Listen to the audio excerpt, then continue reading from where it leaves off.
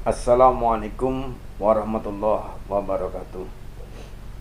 Saudaraku, kaum muslimin muslimat, pada kesempatan ini mari kita mengenang kembali manfaat mempelajari dan mengamalkan Al-Quran. Yang pertama, saudaraku, kalau kita taat mempelajari Al-Quran dengan segala isi, minimal makna, syukur-syukur tafsirnya, lalu kita mengamalkan, maka Allah menjanjikan, yang pertama, hati kita akan menjadi tenang. Allah berfirman dalam surat Ar-Ra'd ayat 28, Bismillahirrahmanirrahim, Ala bidzikrillahi tatmainnul qulub. Ingatlah, hanya dengan mengingat Allah, hati menjadi tenteram. Jika kita yakin dengan ayat ini, maka mari kita mengamalkan. Setiap kali kita merasa risau, kecewa, marah, dendam, iri, curiga, atau putus asa, mari kita banyak membaca Al-Quran dan terjemahnya. Secara psikologis, kata psikolog, jika hati kita gundah gulana, sebaiknya banyak mengeluarkan suara. Bisa bernyanyi, bisa berpuisi, bisa ngomel, dan sebagainya. Tapi daripada melakukan hal itu, mendingan kita keluarkan suara dengan cara membaca ayat-ayat suci Al-Quran. Insya Allah, ini dijamin oleh Allah. Kalau kita membaca ayat Quran, memahami maknanya, apalagi sampai praktek mengamalkannya, maka hati akan tentram. Kita akan cinta kepada Allah, Allah akan cinta kepada kita, sehingga hati ini akan diberi ketentraman. Yang kedua, kalau kita setia mempelajari Al-Quran, membaca Arabnya, membaca terjemahnya, memahami isinya, maka pikiran ini akan padang. Tadi ya, yang pertama hati tenang, yang kedua pikiran padang. Allah berfirman, Allahu waliyul ladina amanu yukhrijuhum minan dhulumati ilan nur. Allah pelindung orang-orang yang beriman. Allah mengeluarkan dari kegelapan menuju yang terang benderang. Jadi, kalau kita rajin membaca Al-Quran dengan terjemahnya, apalagi tafsirnya, lalu mengamalkan, insya Allah pikiran kita akan cemerlang. Kita akan cerdas. Kita akan dengan tenang mengambil keputusan atau langkah-langkah. Dengan demikian, semua omongan kita jadi tenang, keputusan kita jadi baik, perilaku kita terpuji karena pikiran kita tenang. Dalam cobaan atau musibah apapun, kalau hati tenang dan pikiran padang, insya Allah kita akan lolos, kita akan lulus dari semua cobaan itu. Dan dalam keadaan normal, kita membangun karir, membangun pekerjaan, menghadapi masalah, kita akan sukses. Step by step kita akan menuju puncak kejayaan. Ingat, dalam surat Baqarah 257 ini Allah berjanji, Allahu waliyul ladina amanu. Allah pelindung orang-orang beriman. Siapapun kita, kalau dilindungi oleh Allah, maka tidak ada yang bisa menghalangi kita. Tidak ada yang bisa mengalahkan kita, tidak ada yang bisa menghancurkan kita. Apalagi Allah berjanji pada ayat berikutnya adalah yukhrijuhum minan dhulumati ilan nur. Ayo saudaraku, sempatkan waktu banyak membaca Al-Quran dan terjemahnya, pahami lalu amalkan. Yang ketiga, kalau kita rajin membaca Al-Quran dan mengamalkan Al-Quran, lalu kita menjadi orang yang takwa, maka rezeki banyak yang datang. Ingat, satu, kalau kita taat Quran, hati tenang. 2, pikiran padang. Yang ketiga, rezeki banyak yang datang. Kata Allah, wa may yattaqillaha yaj'al lahu makhraja wa yarzuqhu min haitsu la yahtasib. Barang siapa bertakwa kepada Allah akan diberi jalan keluar atas segala masalahnya dan diberi rezeki yang tidak disangka-sangka. Ayo, saudaraku, mari sempatkan waktu dalam sehari minimal 10 menit. Syukur lebih dari itu untuk membaca Quran dan terjemahnya, pahami maknanya, pahami tafsirnya, lalu amalkan pesannya. Insya Allah kita akan jadi orang yang takwa. Dan kalau kita jadi orang yang takwa, semua masalah kita akan diatasi oleh Allah. Dan kita akan mendapatkan rezeki yang tidak disangka-sangka. Yang keempat, kalau kita rajin membaca Quran dan mentaati isi kandungannya, maka semua masalah menjadi gampang. Saya ulang ya. Nomor 1, kalau kita taat pada Quran dan mengamalkannya, hati tenang. 2, pikiran padang. 3, rezeki banyak yang datang. Nah, yang keempat, semua masalah jadi gampang. Allah berfirman, wa may yatawakkal 'ala Allah fahuwa hasbuhu. Barang siapa yang bertakwa kepada Allah, maka akan dimudahkan segala urusannya, akan dicukupi segala urusannya. Kaitannya dengan ini, ada suatu kisah inspiratif di zaman Rasulullah.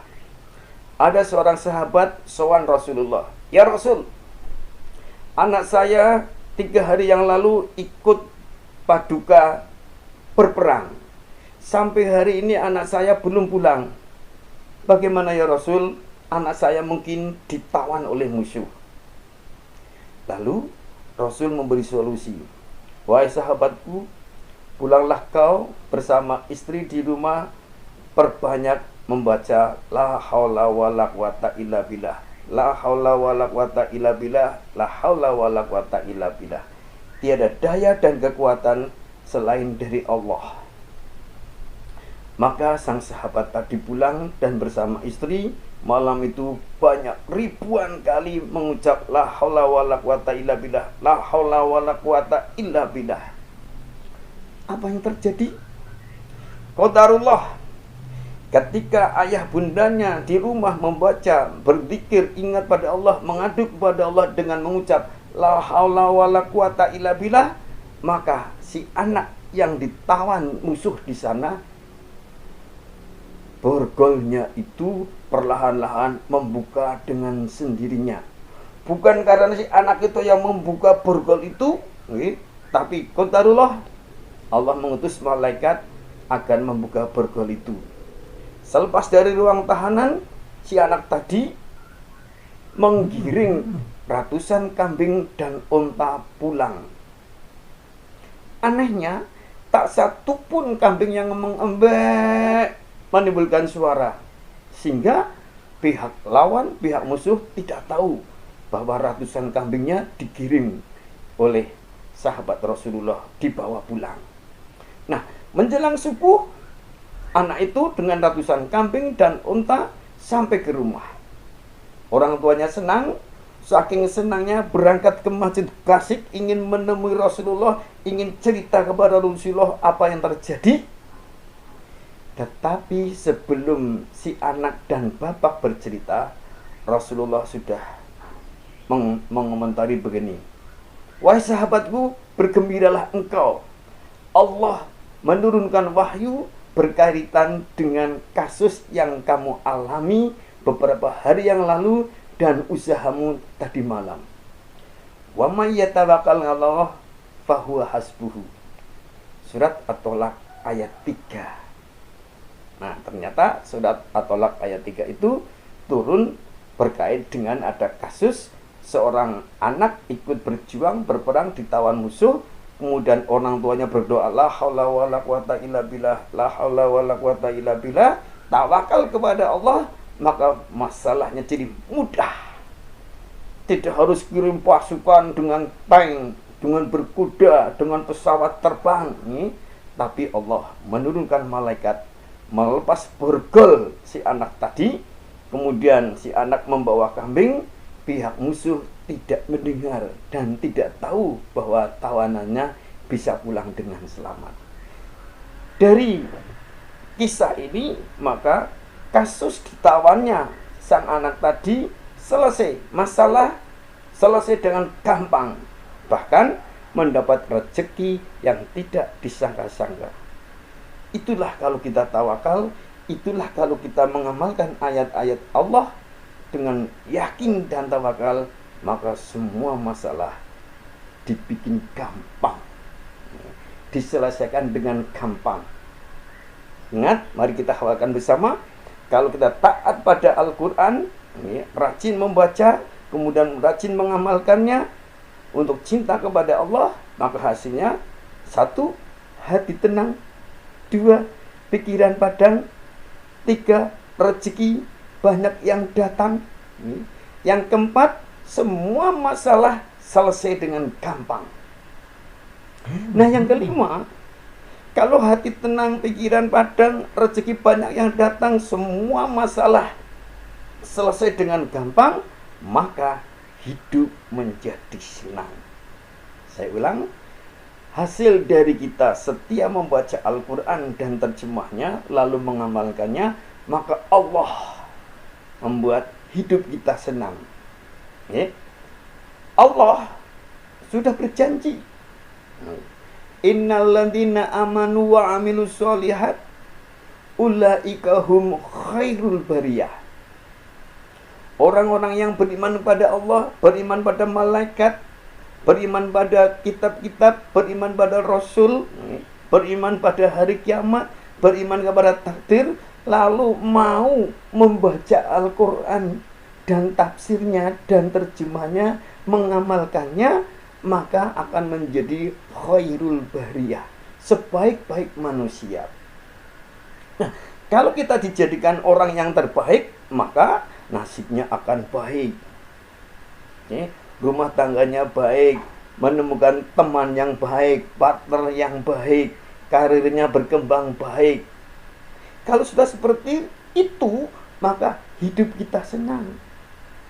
Tidak punya musuh, tidak punya orang-orang yang mengganggu, semuanya berjalan dengan ridha Allah. Ingat ya, ada 6. Ini kita bahas yang kelima, manfaat kalau kita membaca Quran dan terjemahnya dan mengamalkannya. 1. Hati tenang. 2. Pikiran padang. 3. Rezeki banyak datang. 4. Semua masalah selesai dengan gampang. Dan kelima, hidup senang. Yang keenam, mati disayang-sayang. Disayang oleh manusia dan disayang oleh Allah.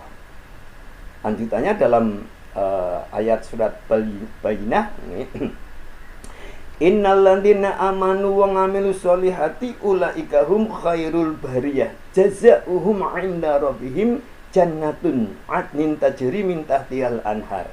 Balasannya kepada orang-orang yang beriman pada Allah, beriman pada kitab-kitab, lalu dibuktikan dengan amal soleh, maka ia masuk surga. Masuk surga. Nah, dalam ayat berikutnya dikatakan radhiyallahu anhum wa radu'an dzalika liman khasyya rabbah. Allah ridho kepada kita dan kita pun ridho kepada Allah.